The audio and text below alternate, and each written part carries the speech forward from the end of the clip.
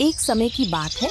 उत्तर प्रदेश के एक छोटे से गांव सूरजपुर में रघुनाथ नाम का एक गरीब किसान रहता था। उसके परिवार में उसकी पत्नी सीमा और उसका 16 साल का बेटा अर्जुन रहते थे। रघुनाथ को केवल खेती करना आता था। उसने जिंदगी में कभी कोई दूसरा काम नहीं सीखा था। लेकिन पिछले 2 साल से बारिश सही समय पर नहीं हो रही थी, जिसकी वजह से उसके खेत में फसल ठीक से नहीं उग पाती थी। घर की हालत दिन प्रतिदिन खराब होती जा रही थी।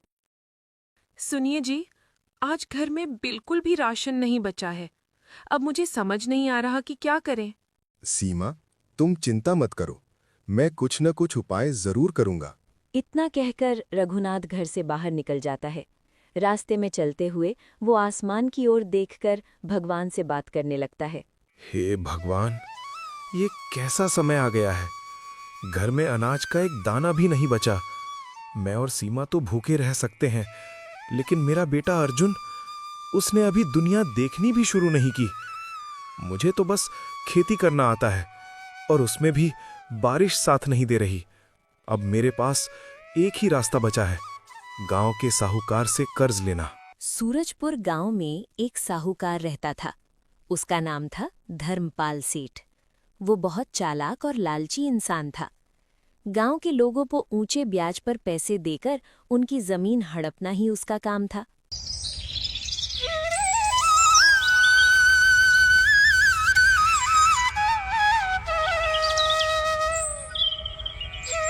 अरे रघुनाथ भाई, आओ आओ, कैसे आना हुआ? क्या बताऊं सेठ जी, समय बहुत खराब चल रहा है। बारिश ना होने से पूरी फसल बर्बाद हो गई। घर में खाने तक के लाले पड़ गए, इसलिए थोड़े पैसे उधार चाहिए। अरे इसमें क्या बात है। ऐसे समय में अगर हम मदद नहीं करेंगे तो कौन करेगा। बताओ कितने पैसे चाहिए। बस 1500 रुपए दे दीजिए। ये सुनकर धर्मपाल मन ही मन हंसने लगा। अरे मूर्ख, इतना कम पैसा लेगा तो मैं कमाऊंगा कैसे। इसे ज्यादा कर्ज लेना ही पड़ेगा। अरे रघुनाथ भाई, इतना कम क्यों ले रहे हो? कम से कम 10,000 रुपए ले लो, क्या पता कब तक बारिश ना हो। रघुनाथ सोच में पड़ गया। शायद सेठ सही कह रहा है, कौन जाने कब हालात सुधरेंगे। चलो 10,000 ले लेता हूँ। ठीक है सेठ जी, लेकिन ब्याज कितना लगेगा?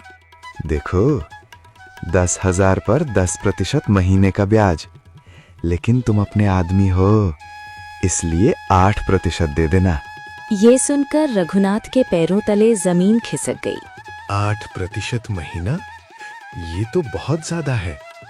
लेकिन अगर पैसे नहीं लिए तो घर में खाना भी नहीं होगा। ठीक है सेठ जी, दे दीजिए। रघुनाथ 10,000 रुपए लेकर बाजार जाता है। वो घर के लिए राशन खरीदता है और अपने बेटे अर्जुन के लिए उसकी पसंद की मिठाई भी। अरे इतना सारा सामान, पैसे कहाँ से आए? सीमा, मुझे पता है तुम नाराज हो जाओगी, लेकिन मैंने साहूकार से कर्ज लिया है। कितना? 10,000। क्या? वो बहुत चालाक आदमी है। समय पर पैसे ना देने पर लोगों की जमीन तक ले लेता है। चिंता मत करो, भगवान सब ठीक करेंगे। सीमा रसोई में चली जाती है। उस दिन उसने बहुत स्वादिष्ट खाना बनाया और अर्जुन की पसंदीदा खीर भी। वाह माँ, आज तो पूरा दावत है। खाओ बेटा, आज बहुत दिनों बाद अच्छा खाना बना है। पापा, आज मेरा दोस्त रोहन मुझे अपने घर बुला रहा है। वो कह रहा था कि उसके पापा मुझसे मिलना चाहते हैं। ठीक है बेटा, सावधानी से जाना। जी पापा। अर्जुन घर से निकल जाता है। रास्ते में वो मंदिर के पास रुकता है। हे भगवान, मेरे पिताजी बहुत मेहनत करते हैं, लेकिन फिर भी घर में परेशानी खत्म नहीं होती। कृपया कुछ ऐसा रास्ता दिखाइए जिससे मैं अपने माता पिता की मदद कर सकूं। थोड़ी देर बाद अर्जुन अपने दोस्त रोहन के घर पहुंचता है। रोहन का घर गांव के सबसे बड़े घरों में से एक था। अरे अर्जुन, आ गया तू? चल अंदर, पापा तेरा इंतजार कर रहे हैं। रोहन के पिता का नाम था विक्रम मल्होत्रा। वो शहर में एग्रीकल्चर टेक्नोलॉजी और डिजिटल फार्मिंग का बड़ा व्यवसाय चलाते थे। आओ बेटा अर्जुन, कैसे हो? नमस्ते अंकल, मैं ठीक हूँ। रोहन ने बताया कि तुम्हारे पिताजी बहुत मेहनती किसान हैं, लेकिन गांव में सुविधाएं कम हैं। जी अंकल, हम लोग मेहनत तो बहुत करते हैं, लेकिन सही दाम नहीं मिलते। विक्रम जी अर्जुन को ध्यान से देखने लगे। अर्जुन, अगर मैं तुम्हें आधुनिक खेती और डिजिटल मार्केट के बारे में सिखाऊं, तो क्या तुम सीखना चाहोगे? जी अंकल, मैं जरूर सीखना चाहूंगा। तो कल से स्कूल के बाद यहाँ आना। मैं तुम्हें एक नई दुनिया दिखाऊंगा, डिजिटल खेती की दुनिया। अर्जुन को समझ नहीं आ रहा था कि ये डिजिटल खेती क्या होती है, लेकिन उसके मन में एक नई उम्मीद जाग चुकी थी। उसे लग रहा था कि शायद यही वो रास्ता है जिससे वो अपने परिवार को गरीबी से बाहर निकाल सकता है। उस दिन के बाद अर्जुन के मन में एक नई उम्मीद जाग चुकी थी। उसे लग रहा था कि शायद अब भगवान ने उसके परिवार की मदद के लिए कोई रास्ता भेज दिया है, लेकिन उसे अभी भी ये समझ नहीं आ रहा था कि डिजिटल खेती आखिर होती क्या है। उस रात वो देर तक जागता रहा। अर्जुन चारपाई पर लेटा था, लेकिन उसे नींद नहीं आ रही थी।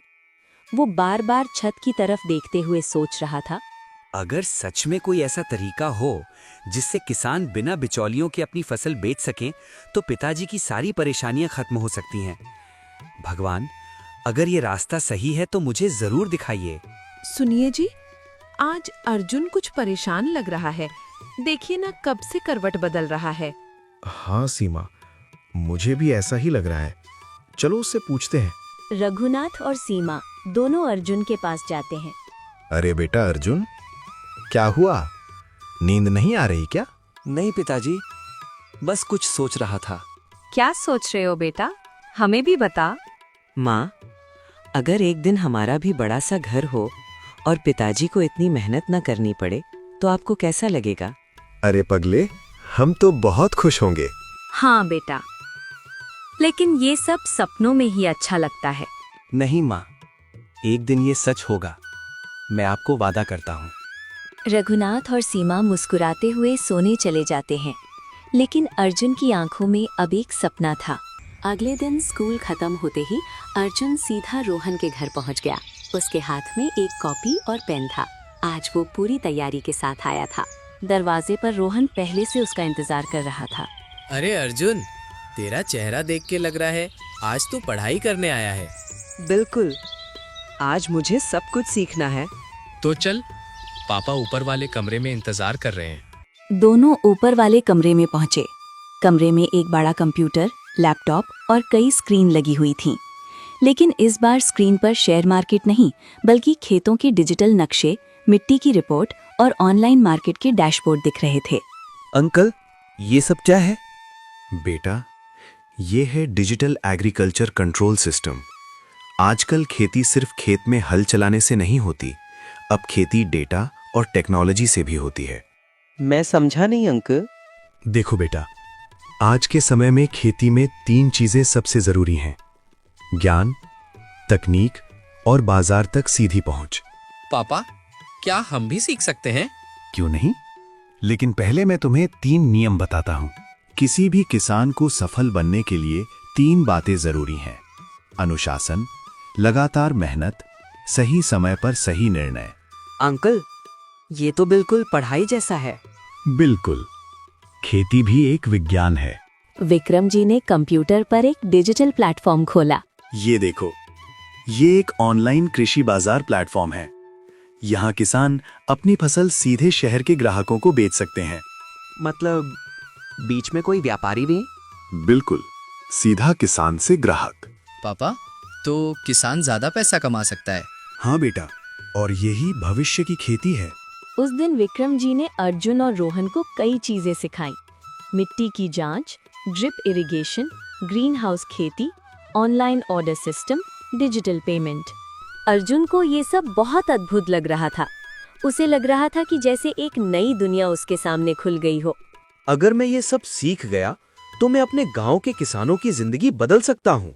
अगले 40 दिनों तक अर्जुन रोज विक्रम जी से सीखता रहा। अब उसे आधुनिक खेती के बारे में काफी ज्ञान हो चुका था। अर्जुन अपने पिता के साथ खेत में खड़ा था। पिताजी, अगर हम यहाँ ड्रिप इरिगेशन लगाएं और सब्जियों की आधुनिक खेती करें तो हमारी फसल ज्यादा होगी। लेकिन बेटा, इसके लिए पैसे चाहिए। पिताजी, मैंने सब सोच लिया है। अर्जुन ने अपने दोस्त रोहन और उसके पिता विक्रम से मदद मांगी।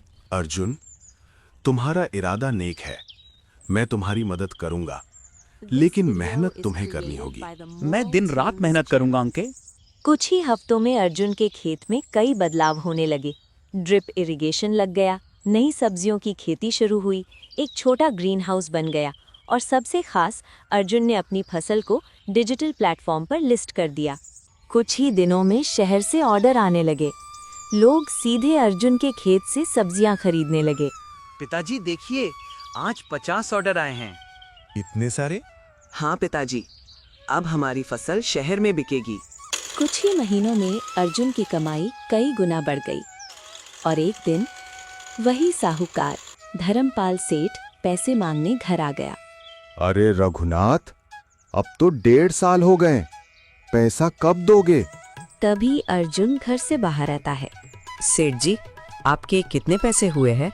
ब्याज सहित करीब 10,800। ठीक है, अपना अकाउंट नंबर दीजिए। अर्जुन तुरंत मोबाइल से पैसे ट्रांसफर कर देता है। मैसेज आते ही साहूकार चौंक जाता है। ये पैसे कहाँ से आ गए? मेहनत से और दिमाग से। अब रघुनाथ को समझ में आ चुका था, उसका बेटा सिर्फ किसान नहीं बल्कि नई सोच वाला किसान बन चुका था।